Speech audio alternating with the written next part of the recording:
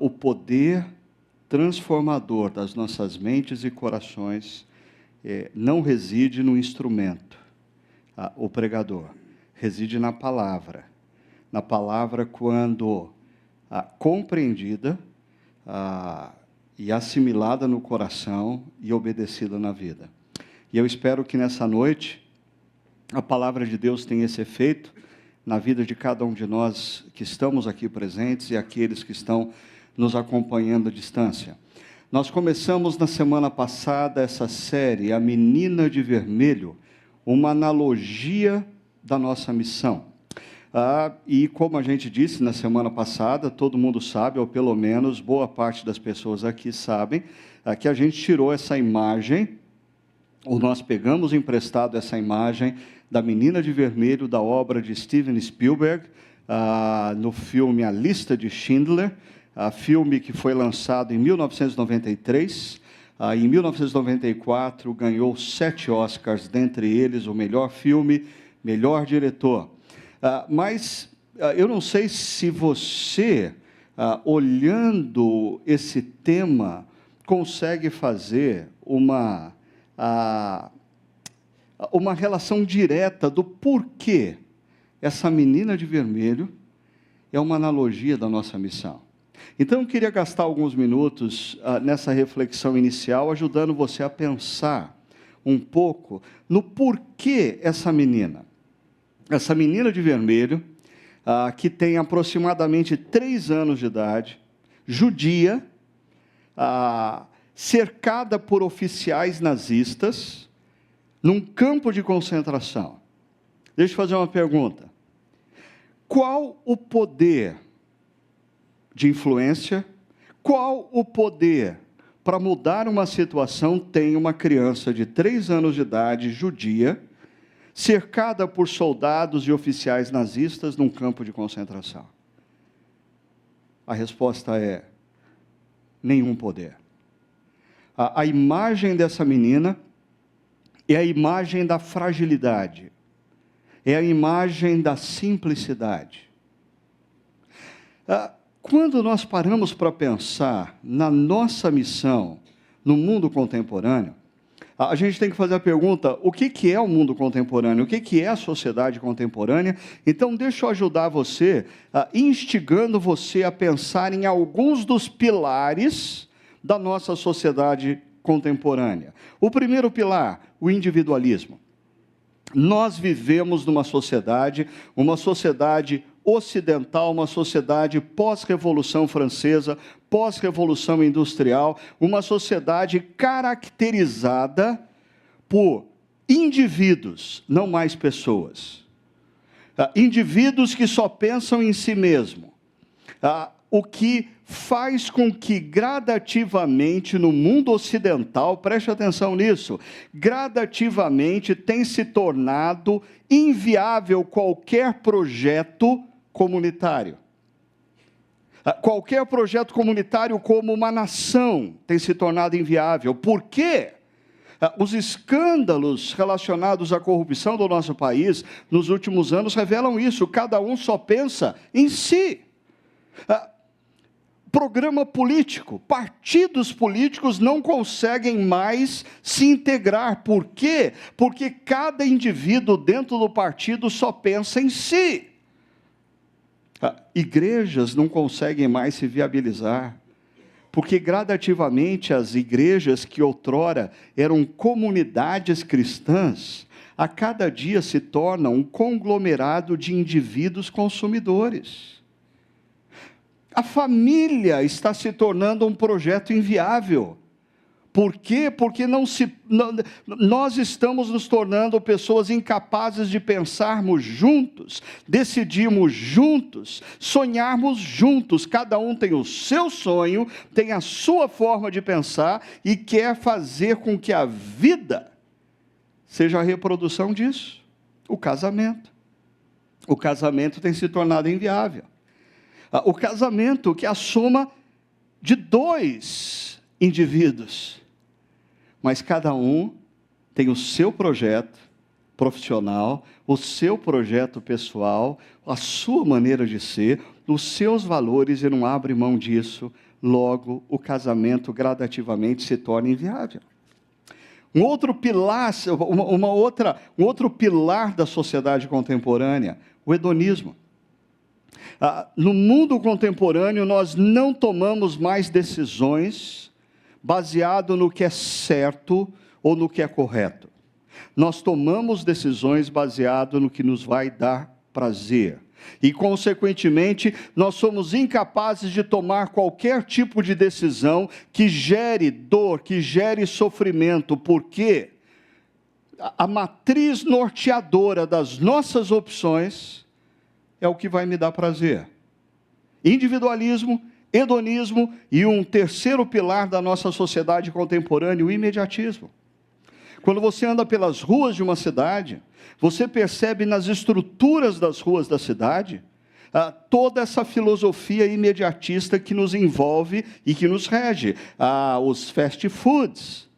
Por quê? Porque nós não temos tempo para esperar a comida ficar pronta. A gente precisa comer rapidamente. O celular, as mensagens por WhatsApp. Por quê? Porque nós não podemos mais esperar por cerca de 1 hora e meia. Nós precisamos viver olhando para a tela de um celular, porque nós precisamos constantemente receber a mensagem de maneira imediata e responder de maneira imediata.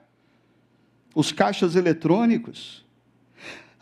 Agora, o imediatismo, ele não muda meramente a tecnologia que nos envolve.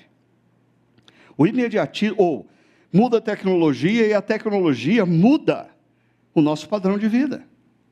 Porque mais e mais nós somos homens e mulheres avessos a processos. Tudo que demanda tempo e perseverança, a gente aborta. Um quarto pilar de sustentação do pensamento contemporâneo, o relativismo. Nós vivemos num mundo pós-verdade. Não existe mais verdade absoluta. Cada um tem a sua verdade. Por quê? Porque cada um de nós enxerga o mundo numa perspectiva, através de uma moldura. Logo, nós vivemos num mundo em que, para ser politicamente correto, a gente não pode criticar ninguém, a gente não pode questionar ninguém, a gente não pode se opor a ninguém, a gente simplesmente deve dizer, bom, essa é a sua verdade, porque você está olhando o mundo através dessa moldura e eu tenho a minha verdade. Não existe mais verdade norteadora. Quinta pilastra, o secularismo. O secularismo pode ser muito bem percebido e explicado através de uma imagem. Quando você pega cidades que foram fundadas antes do século XIX, quase que a totalidade delas no mundo ocidental tem na praça central uma igreja. Sabe por quê? Porque na cultura pré-século XIX, o que a igreja tem a dizer através da reflexão da palavra influencia a economia, a sociedade, a política, a ética, em todos os cantos. Mas ao longo do século XX, gradativamente, não é só a igreja instituição que foi deslocada para a periferia da sociedade. A palavra de Deus, o que nós cristãos entendemos como revelação, foi questionado e gradativamente deslocado para o departamento de religiosidade humana que reside na periferia do mundo. Então, não é que a igreja não possa dizer o que pensa sobre as coisas, mas hoje, quando a igreja diz o que pensa sobre as coisas, ela representa tão somente um grupo que vê através de uma moldura e que para aquele grupo aquilo é verdade, mas para os demais grupos, não. E ela tem que ser tolerada na periferia da sociedade humana. Agora eu quero que você pense comigo. Se A sociedade humana ocidental tem como pilares esse individualismo, o hedonismo, o imediatismo, o relativismo, o secularismo. Que chance tenho eu, fazendo essa mensagem, de mudar qualquer coisa? Deixa eu te dar números. Talvez esse final de semana, cerca de 1.200 pessoas da nossa comunidade vão ouvir essa mensagem. Mas tem aquelas pessoas que nos acompanham pela internet, todo final de semana nós temos em torno de 1.000 pessoas, então 2.200 pessoas vão ouvir essa mensagem. Mas ao longo do mês, nas próximas 3 semanas, quem sabe, algumas pessoas acessem o nosso site e vejam a mensagem, reflitam sobre a mensagem. Talvez nas próximas 3 semanas, 3.000, 4.000 pessoas façam isso, e aí no final do mês nós temos cerca de 6.000 pessoas que ouviram essa mensagem. Quem sabe essa mensagem vai transformar a nossa cultura. Bom, como que a nossa mensagem pode fazer qualquer diferença? Lutando contra as megas estruturas da comunicação, sejam elas as mais institucionalizadas, que criam filmes fantásticos, que criam séries fantásticas, que apoiam lançamentos de livros, de música, de moda, quer sejam os meios, as novas mídias mais alternativas, aonde, por exemplo, o youtuber brasileiro, que tem o maior número de seguidores, ele tem 12 milhões de seguidores. Eu, simples e mero pastor de uma comunidade, de uma cidade de Campinas, eu levo 1 mês para alcançar cerca de 6.000 pessoas. Nesse mesmo instante, esse youtuber pode estar fazendo uma postagem dizendo: o que ele está falando é bobagem. E 12 milhões de pessoas estão recebendo. A igreja tem alguma chance de mudar essa cultura? Mas deixa eu tornar a coisa um pouquinho mais séria. Porque alguns cientistas sociais, olhando para esse mundo pós-verdade, esse mundo altamente individualista, hedonista, consumista e tudo mais, eles acreditam que em cerca de 2 ou 3 gerações, a fé cristã vai estar extinta. Já aconteceu na Europa, está acontecendo nos Estados Unidos, e gradativamente está acontecendo no Brasil. O grupo religioso que mais cresce no nosso país é o grupo daqueles que deixam de frequentar igrejas. Quando eu penso em tudo isso, eu me sinto como uma menina de 3 anos de idade, judia, cercada por oficiais nazistas, num campo de concentração. Eu sou frágil demais e simples demais para conseguir fazer qualquer mudança no mundo que eu vivo. Mas é interessante você parar para pensar no que acontece na obra de Steven Spielberg. Porque a imagem dessa criança, simples e frágil, que impacta a vida de um empresário poderoso e influente. E esse empresário poderoso e influente toma decisões. Decisões de usar o que ele é e o que ele tem para mudar o rumo da história de algumas vidas. E ele salva da morte nos campos de concentração cerca de 1.200 judeus. Tudo começou quando ele vê uma menina simples e frágil. A simplicidade e a fragilidade sempre fez parte da verdadeira igreja cristã. Sempre foi uma das marcas do verdadeiro cristianismo. Desde o início, desde o primeiro século. Deixa eu mostrar para você uma coisa. Nós estamos refletindo sobre uma carta escrita pelo apóstolo Paulo aos cristãos da cidade de Filipos. Como eu disse final de semana passada, existem duas teorias acerca da data dessa carta, mas vamos imaginar que a segunda data, Paulo se encontrava em Roma, no ano de 61, quando ele escreve essa carta. Agora pensa comigo, o Império Romano é altamente poderoso, está presente em quase que todas as partes do mundo conhecido no ano 61 depois de Cristo. O Império Romano domina não apenas territorialmente, mas economicamente, culturalmente, politicamente, militarmente. Nero, aquele doido, é o imperador de Roma. E uma ênfase da filosofia norteadora da cultura romana é: a razão de você viver é você se tornar poderoso e influente.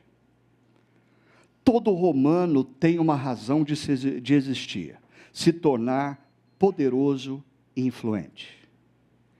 Agora, você acha que o cristianismo teria alguma chance de se propagar numa cultura como essa? Pensa um pouquinho. Nós estamos falando de uma cultura norteada pelo poder e pela influência. Ok, deixa eu anunciar o cristianismo em pleno Império Romano. Eu sou seguidor de Jesus de Nazaré. O romano diz, o quê? Nazaré. E ele diz, onde fica isso? Eu falo, na Galileia. Ele diz, desculpa, piorou, Galileia, aonde é isso? Fica numa das colônias romanas. Então você segue Jesus de Nazaré, e o que ele ensinava? Que você tem que abrir mão de você mesmo.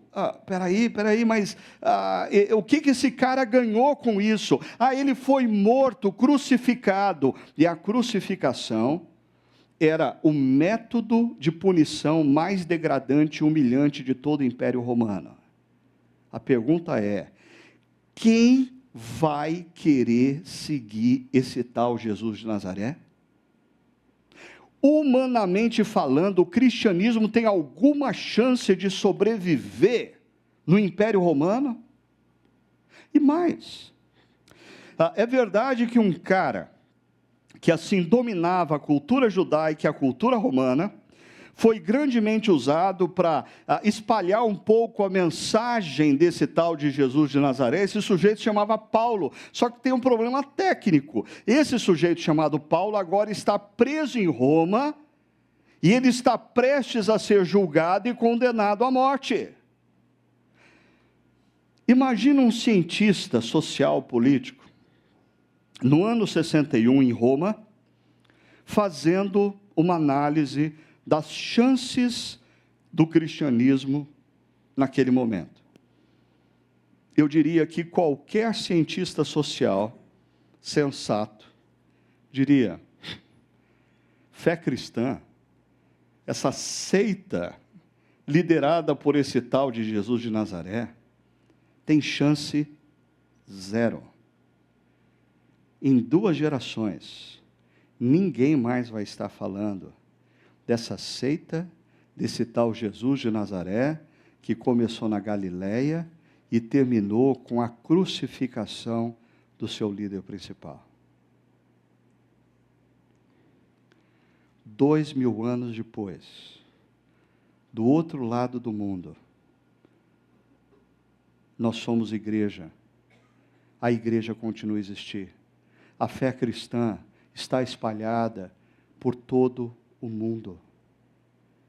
Nero se tornou um dos principais nomes de cachorro. E Império Romano a gente conhece por causa das suas ruínas.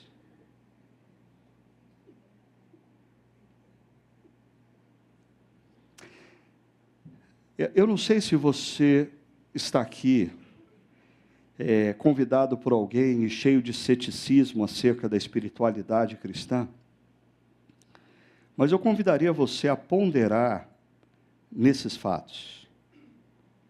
Porque a espiritualidade cristã, humanamente falando, tinha tudo para não virar.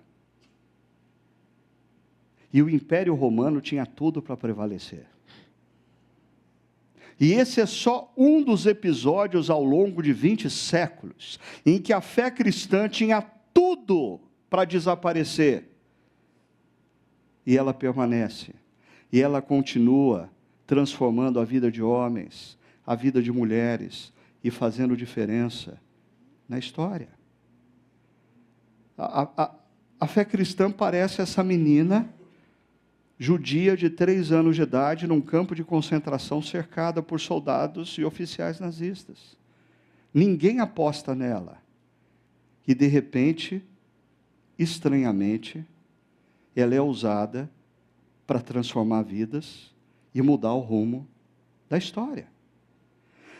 Quando o apóstolo Paulo fala sobre isso na carta aos Filipenses, ele nos apresenta um modelo, Jesus. E ele faz uso de possivelmente uma canção, que era muito conhecida pelos cristãos no primeiro século de cristianismo. Ele incorpora no texto essa canção, e eu queria mostrar isso para vocês. Paulo diz assim: seja a atitude de vocês a mesma de Cristo Jesus, que, embora sendo Deus, não considerou que o ser igual a Deus era algo a que devia apegar-se, mas esvaziou-se a si mesmo, vindo a ser servo, tornando-se semelhante aos homens. E sendo encontrado em forma humana, humilhou-se a si mesmo e foi obediente até a morte e morte de cruz. Por isso Deus o exaltou à mais alta posição e lhe deu o nome que está acima de todo nome, para que ao nome de Jesus se dobre todo joelho nos céus, na terra e debaixo da terra, e toda língua confesse que Jesus Cristo é o Filho, ou é o Senhor, para a glória de Deus Pai. Deixa eu voltar à primeira frase. Verso 5, seja a atitude de vocês a mesma de Cristo Jesus. Um dos problemas que de vez em quando a gente se depara no estudo da Bíblia, é que o que nós temos nas mãos, a Bíblia traduzida para o português, é uma tentativa heróica, esforçada, determinada dos tradutores de trazer o conceito da língua original, que no caso do Novo Testamento era o grego, o mais próximo possível do correspondente na nossa cultura e na nossa língua portuguesa. Mas esse negócio nem sempre dá certo, porque muitas vezes uma palavra ou um conceito não tem um correspondente exato. E aqui a gente tem um exemplo disso. Essa palavra ou esse verbo que é traduzido por seja a atitude, a palavra grega aqui traduzida é o verbo fronel. E o verbo fronel, ele não fala de ação externa, mas sim de paradigma de mente. O verbo fronel poderia ser traduzido por forma de você pensar a vida, forma de você conceber a vida, forma de você refletir a vida, forma de você considerar a vida.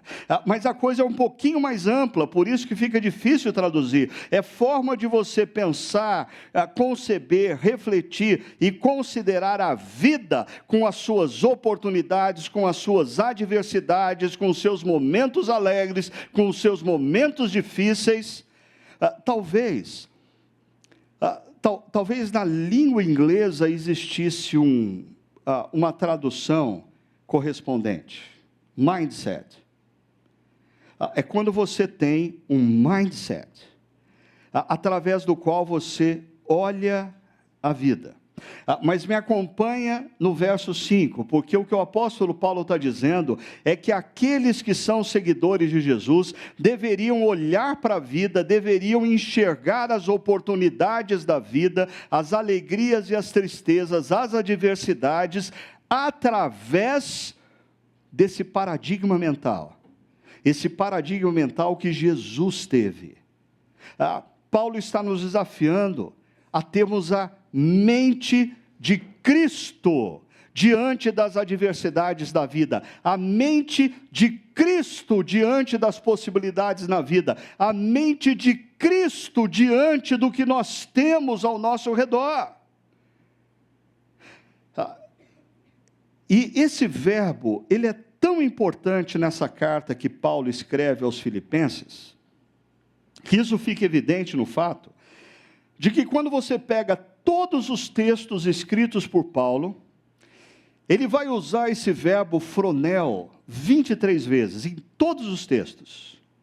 Em Filipenses, que é uma cartinha de 4 capítulos, você assim lê numa sentada, 4 capítulos, ele usa por 10 vezes esse verbo. Ou seja, 42% das ocasiões em que ele faz uso da palavra se encontram nesse livro, nessa carta. Essa pode ser a chave para você compreender uma coisa. O apóstolo Paulo, quando escreve essa carta, ele está sofrendo. Ele está enfrentando uma adversidade. Ele está lidando com problemas. Ele está sendo injustiçado, ele está sendo caluniado. Mas se você ler esses 4 capítulos, você vai se surpreender pelas vezes que Paulo fala de alegria, de contentamento, de regozijo. A pergunta é, como que pode um cara que está enfrentando adversidade, injustiça, calúnia, está preso, sem perspectiva de futuro, como que pode um sujeito desse falar de alegria, de contentamento, de regozijo? Ele exercitava olhar o mundo através da mente de Cristo. Ele exercitava o tempo todo considerar a vida, os sofrimentos, as alegrias, as adversidades, as tristezas, através da mente de Cristo. E aí então Paulo faz menção desse hino da igreja cristã primitiva. E nesse hino, 3 verbos são muito importantes para você perceber o que acontece na vida e na missão de Jesus, decorrente dessa mentalidade dele para com a vida. Ele começa dizendo, Jesus, embora sendo Deus. E esse verso 6 tem uma grande afirmação teológica. Se você seguir, o texto diz, não considerou que o ser igual a Deus. Ser igual a Deus aqui é Jesus, antes de ser concebido no ventre de uma mulher, ele já é. Não é já era, ele já é. Jesus, antes de se tornar um embrião no ventre de uma mulher, é Deus. Da mesma essência do Deus Pai. Ele é Deus que participa da criação. Ele é Deus onipotente, onisciente, onipresente. Antes de Jesus ser concebido no ventre de uma mulher e se tornar um embrião, ele é onipotente, ele pode todas as coisas, ele é onisciente, ele conhece todas as coisas, ele é onipresente, ele está no mesmo momento, em todos os lugares e em todos os tempos. Isso é doido para nós, que vivemos escravizados no Cronos, porque nós estamos limitados a estar num só lugar e num só momento histórico. Mas Jesus, sendo onipresente, ele não apenas está em todos os lugares ao mesmo tempo, como ele está em todo tempo, a todo tempo. Loucura! Mas eu só estou começando com a loucura. Porque a loucura maior é o primeiro verbo que o apóstolo Paulo faz uso aqui, associando a Jesus, dizendo que ele não considerou o ser igual a Deus algo que ele deveria apegar-se. É interessante que a Bíblia começa com uma história após a criação do universo, dos nossos primeiros pais, que foram criados à imagem de Deus, mas eles não eram iguais a Deus. E eles são seduzidos pela proposta de se tornarem iguais a Deus. E toda maldição vem sobre nós, porque os nossos primeiros pais quiseram se tornar iguais a Deus. E toda a nossa redenção vem, porque Deus não considerou importante ser Deus, quando comparado à história da redenção da minha vida e da sua vida. E Jesus abre mão. Deixa eu tentar colocar isso de maneira prática para você ver o tamanho dessa loucura, ok? O Deus onipotente, onisciente, onipresente, é concebido no ventre de uma mulher, se torna um embrião. O Deus onisciente se torna um embrião inconsciente. Não tem consciência da sua identidade. Louco. O Deus onipresente se faz agora um embrião que vai ficar 9 meses no ventre de uma mulher. O Deus onipotente, ele vai depender do que aquela mulher come. Quando ele nascer, ele vai depender do alimento que vão dar para ele. Ele não vai saber andar, ele não vai saber falar, ele não vai saber gesticular, ele vai ter que aprender. O Deus onipotente se coloca debaixo de uma condição em que ele é impotente. E eu sei que isso parece loucura para algumas pessoas que nunca pararam para pensar nisso, porque tem gente que acha que Jesus, sendo Deus, quando ele foi concebido no ventre de uma mulher, assim, ele era um embrião, mas ele já tinha memória residente. Então tem gente assim que acha que Jesus era um embrião, que pensava como Deus. Está lá no ventre de Maria e está pensando, mas eu vou esperar 9 meses, mas daí eu vou sair daqui, eu vou fazer milagres, eu vou fazer isso, eu vou fazer aquilo. Já que eu tenho que esperar 9 meses, deixa eu preparar os sermões que eu vou fazer durante o meu ministério terreno. Não! O relato de Lucas, capítulo 3, diz que Jesus, com 12 anos de idade, ele era uma criança sensacional, que chamava a atenção dos mestres da lei. Mas o texto diz que Jesus crescia em sabedoria, crescia, ele estava aprendendo. O ponto aqui é, Jesus, para ser o nosso Redentor, abre mão.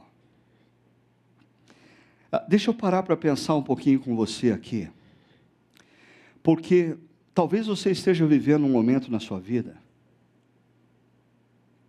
que você está sofrendo, ou que você ainda vai sofrer, porque você está agarrado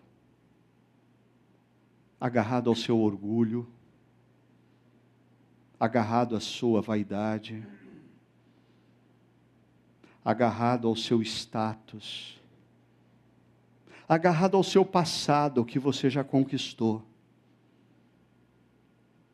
E quando você se torna seguidor de Jesus, você precisa aprender com Ele a ser alguém capaz de abrir mão. Mas o segundo verbo intensifica isso, ele não considerou, por isso ele abriu mão, e o verso 17 diz, mas esvaziou-se a si mesmo. O verbo fala de uma atitude intencional de Jesus. O que significa isso? Jesus não foi esvaziado, Jesus se esvaziou. E deixou pontuar para você de maneira muito clara o que significa isso. Talvez um dos momentos da vida de Jesus em que torne mais claro o que significa que ele se esvaziou. Ele não se esvaziou da divindade, ele se esvaziou das prerrogativas de ser Deus, ele se esvaziou do título de ser Deus, ele se esvaziou dos poderes divinos para se tornar servo. Qual é o relato que isso fica mais claro? A última ceia. Jesus envia os seus discípulos para fazer a logística, organizar a última ceia. Só que os discípulos, quem era responsável, comete um erro cultural, assim, tremendo. Numa ceia ou num jantar, naquele tempo, se fazia necessário um escravo que estivesse na entrada da casa para lavar os pés dos convidados. Por quê? Porque naquele tempo, primeiro, ninguém tinha banheiro em casa. Os banhos eram públicos. Segundo, ninguém tomava banho todo dia. Mas terceiro, mesmo que os discípulos tivessem tomado banho exatamente antes de vir para aquele lugar, as estradas eram empoeiradas e quando as pessoas chegavam no lugar da refeição, elas tinham os pés sujos. Quarto lugar e terrível, não eram mesas altas, eram mesas baixas, talvez da altura deste palco, onde as pessoas comiam debruçadas sobre um dos braços e com os pés do lado do visitante mais próximo, do lado do companheiro mais próximo. Então imagina a cena, você debruçado, degustando um bom jantar com Jesus, mas bem do teu lado tem um pé sujo, imundo. E os discípulos sabiam que um erro logístico foi cometido. Mas nenhum deles acha que deve assumir a posição do escravo.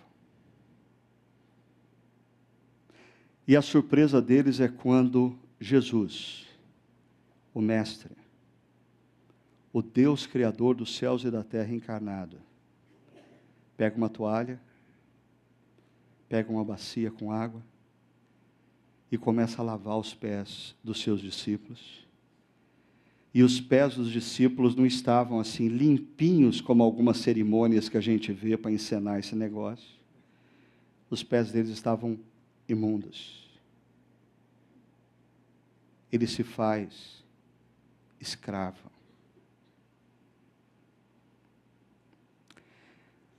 Em alguns momentos da vida, a gente começa a viver a partir do que a gente acha que a gente merece. Afinal de contas, nós estudamos e nós temos títulos acadêmicos. Afinal de contas, nós trabalhamos e nós temos bens materiais. Afinal de contas, nós nos dedicamos há 30 anos numa igreja, então nós temos experiência cristã. E a gente começa a achar que o mundo tem que se relacionar com a gente a partir do nosso mérito. Sabe o que Jesus fez? Ele se esvaziou de qualquer mérito.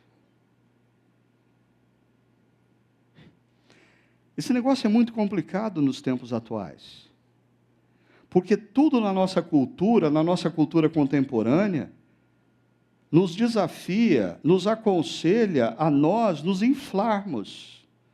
A gente tem que se inflar o tempo todo. Você tem que ter marketing pessoal. As pessoas têm que perceber quão importante você é pelo carro que você tem. As pessoas têm que perceber que você não é qualquer um pelo celular que você tem. No meio de uma reunião, você saca o seu celular e as pessoas olham, é um iPhone 8.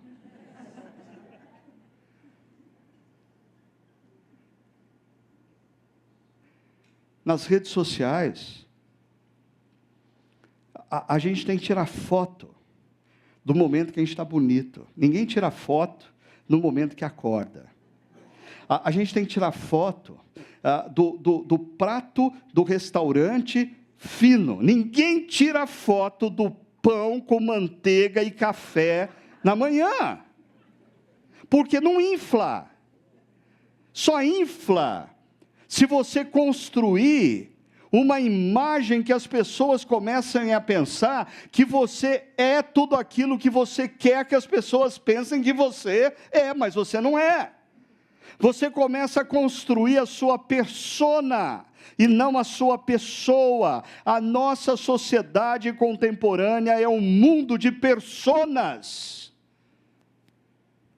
E a grande crise é que depois de anos e décadas, o indivíduo não sabe mais quem ele é. É isso que acontece muitas vezes com artistas, com cantores. Uma pesquisa feita pela ESPN Internacional, falando sobre o que acontece com grande parte dos jogadores de futebol americano pós-aposentadoria, e em torno de 10 a 15 anos, muitos deles já perderam tudo, se tornaram alcoólatras. Por quê? Porque no momento da fama, eles investiram toda a energia na persona, e depois que eles não são mais midiáticos, eles não conseguem mais se relacionar com a pessoa. E é interessante a gente pensar que Deus não ama a nossa persona. Você já parou para pensar que Deus não ama o teu perfil no Facebook? Deus ama você. Deus ama a pessoa que você tenta esconder através da persona que você cria. Deus ama quem você é e não quem você tenta ser ou quem você constrói através das habilidades que Ele deu para você. Porque o que eu sou... Eu não sou, Ricardo Agreste, eu não sou um comunicador. Eu não sou um pregador. Eu sou Ricardo Agreste, que Deus me deu dons para ensinar. Se Deus me tirar esses dons, os dons não são meus. Você não é um grande músico, você não é um grande empresário, você não é um médico excepcional, você não é um advogado fora da média, você é um homem, uma mulher que Deus presenteou com dons. Eu acho que de tempos em tempos na vida, a gente precisa se esvaziar. Porque senão a pressão interna cresce demais. E a gente começa a acreditar que a gente é o que a gente não é. De tempos em tempos você tem que intencionalmente dizer, eu vou me esvaziar.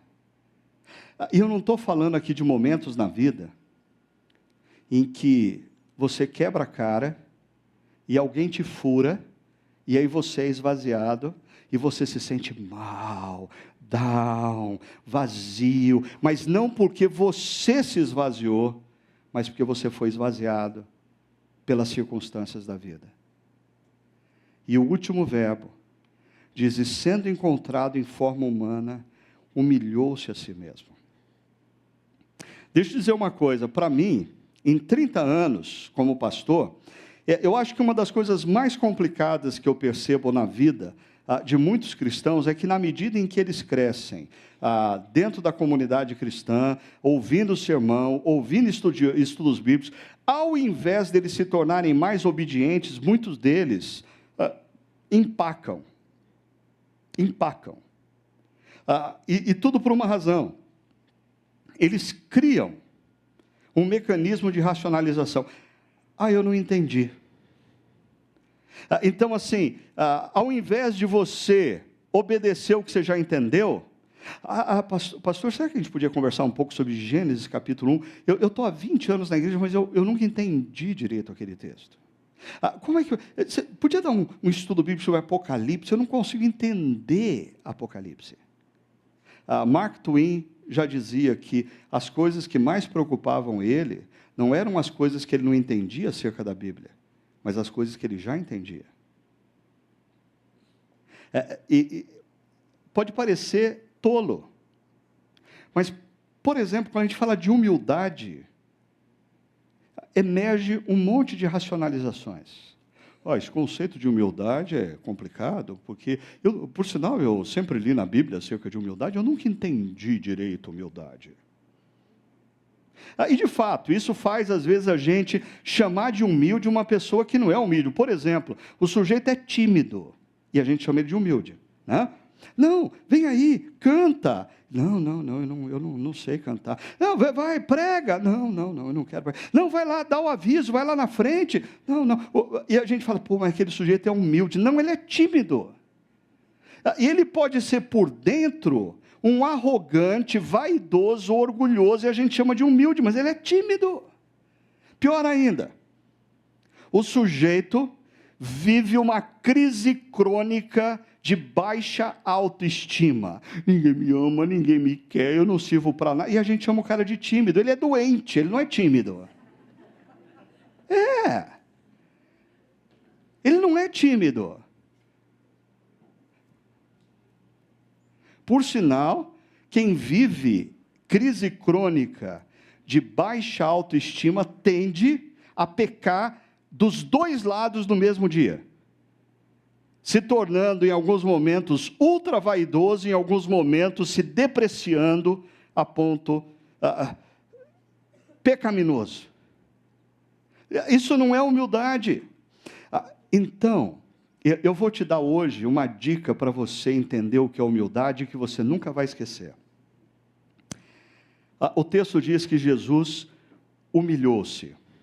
Pastores, seminaristas de plantão, o termo humilhou-se é auristo grego, uma decisão pontual, definitiva. O verbo a seguir foi obediente, apesar de ser traduzido assim no português, é um particípio grego, que seria melhor definido na língua portuguesa por um gerúndio. É o modo como Jesus se humilhou, sendo obediente. Você quer saber se você é humilde? Me responde uma pergunta. Você obedece a alguém?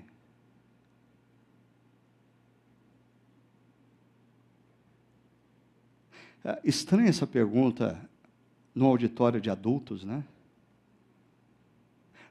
Porque quando a gente é criança, a gente obedece.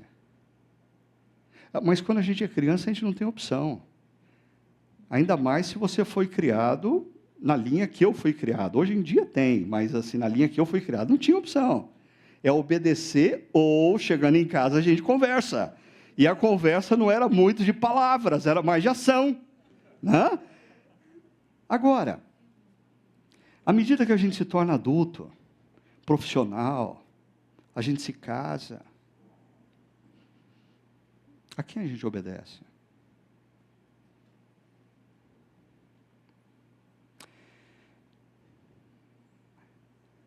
Você obedece o líder da sua equipe de trabalho? Você obedece o chefe da sua empresa?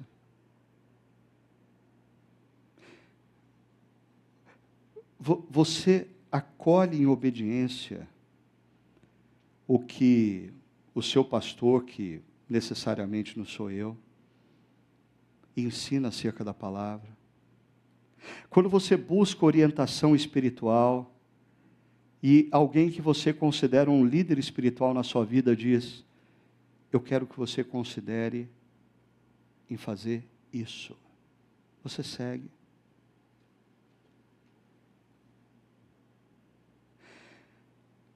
Porque se você perceber que no seu atual momento de vida você não obedece absolutamente ninguém, você não precisa ficar refletindo sobre se você é humilde ou não. Você não é. Você não é. A humildade em Jesus se revela através da obediência. Ele obedece. E o texto diz que ele obedece até a morte, e morte de cruz. Jesus abre mão, se esvazia e se humilha em obediência. Sabe por quê? Porque Jesus confia no caráter do Pai. Jesus abre mão do que ele é na eternidade, entra na história, se esvazia, ou seja, ele vem para a história sem carteirinha para provar que ele é Deus. Então ele não pode dar carteirada durante 33 anos. Ele vai sofrer e ele não tem direito de puxar a carteirinha e dar carteirada. Sabe com quem você está falando? Sabe quem eu sou? Sabe o que eu tenho? Não! Ele se esvazia e ele se humilha em obediência. Sabe por quê? Ele confia no caráter do Pai. E o Pai, diz o texto, por isso Deus, o Pai, o exaltou à mais alta posição, se inverte, o verbo o exaltou, e lhe deu o nome que está acima de todo o nome, para que ao nome de Jesus se dobre todo joelho, nos céus, na terra e debaixo da terra, e toda língua confesse que Jesus Cristo é o Senhor, para a glória de Deus Pai. Presta atenção nesses dois movimentos desse hino. A Jesus cabe abrir mão, se esvaziar e obedecer. E aí o Pai o exalta, o glorifica, o honra. Quando Jesus abre mão, se esvazia e obedece, ele confia no caráter do Pai. Ele confia que o Pai, no momento certo, vai exaltá-lo, vai honrá-lo, vai glorificá-lo. Agora deixa eu te lembrar de um texto, 1 Pedro capítulo 5, verso 6, que não é escrito para Jesus, é escrito para mim e para você. O texto diz assim: humilhai-vos debaixo da poderosa mão do Senhor, para que no tempo oportuno Ele vos exalte. Em outras palavras, nós também somos desafiados a abrir mão, nos esvaziar e obedecer. Sabe por que a gente não faz isso? Sabe qual é a nossa maior dificuldade em fazer isso? A gente não confia no caráter de Deus.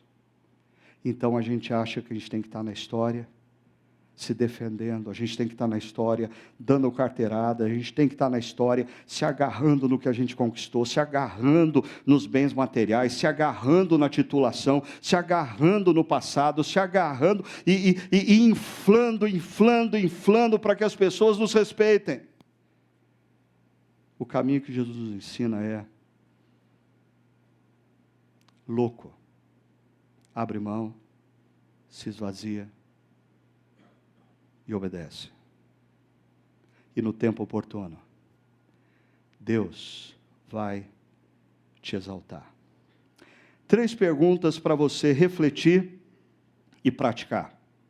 Primeiro, o que Deus está lhe desafiando a abrir mão?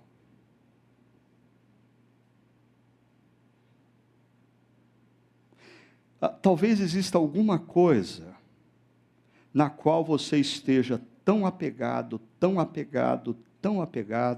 que isso está prejudicando a sua vida, ou talvez esteja prejudicando a sua família, mas você não abre mão disso, porque você tem medo do que vai acontecer na sua vida, se você abrir mão disso, e você está tão apegado a isso, e não abrir mão implica em você não se tornar a pessoa que Deus quer fazer de você, não se tornar a pessoa que Deus quer usar na história.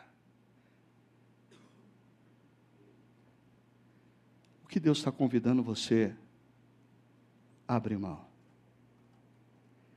Como e onde Deus quer que você se esvazie? Como?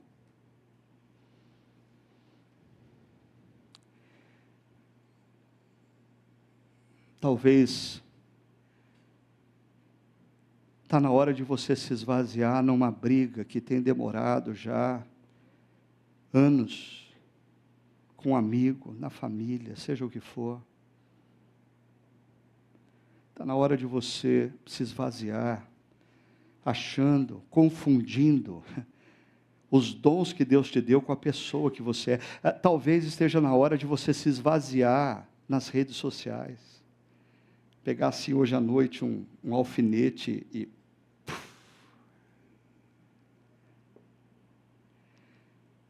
deixar Deus se relacionar mais com a sua pessoa.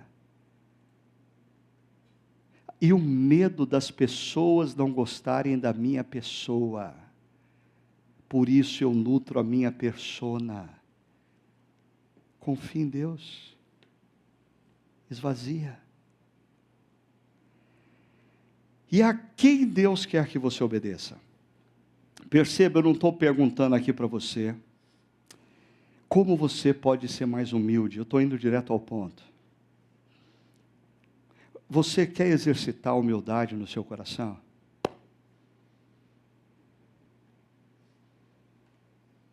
Decida quem são as pessoas que você vai obedecer. Eu e você precisamos disso. Não existe como você desenvolver a virtude da humildade sem você obedecer. Eu queria terminar só fazendo uma alusão aqui, porque a gente começou essa reflexão mostrando o mundo contemporâneo e pensando o desafio e chegando à conclusão que a gente não tem chance nenhuma. Então a pergunta é, mas como vamos transformar a cultura em que estamos inseridos se a gente resolver abrir mão, desinflar e obedecer? Como que a gente vai manter ou sustentar o cristianismo para as próximas gerações? Talvez um dos grandes perigos de algumas igrejas é que elas confiam muito mais nelas e no poder que elas possuem do que em Deus. No vídeo que foi feito para falar dos projetos de plantação, foi usada uma frase que eu me lembro de ter usado há muitos anos atrás, dizendo que a Chácara Primavera precisava tomar cuidado para não se ver como um transatlântico. O transatlântico é um navio poderoso, com muitos motores, capaz de atravessar o oceano na direção que bem entender.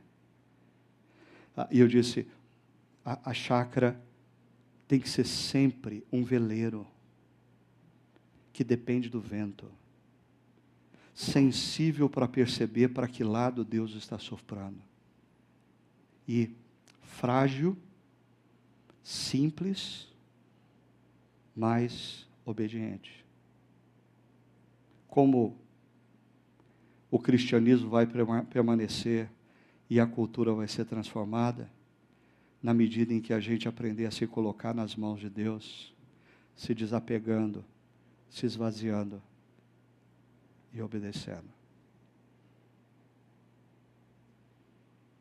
Loucura. Loucura. Mas o primeiro louco que fez isso foi Jesus. E se você é discípulo dele, você tem que tomar decisões hoje que façam de você mais parecido com ele. Eu queria convidar você para fechar os seus olhos, enquanto a nossa equipe de louvor vem aqui à frente. E eu queria convidar você para um momento de oração, de reflexão sobre a sua vida. Faça dessa canção que você vai ouvir nesse momento a sua oração. Não perca esse momento, não. Esteja na presença de Deus. Busque a presença de Deus. Deixe Deus iluminar a sua mente e o seu coração, mostrando para você o que Ele espera de você diante da nossa reflexão nessa noite. Vamos estar em oração.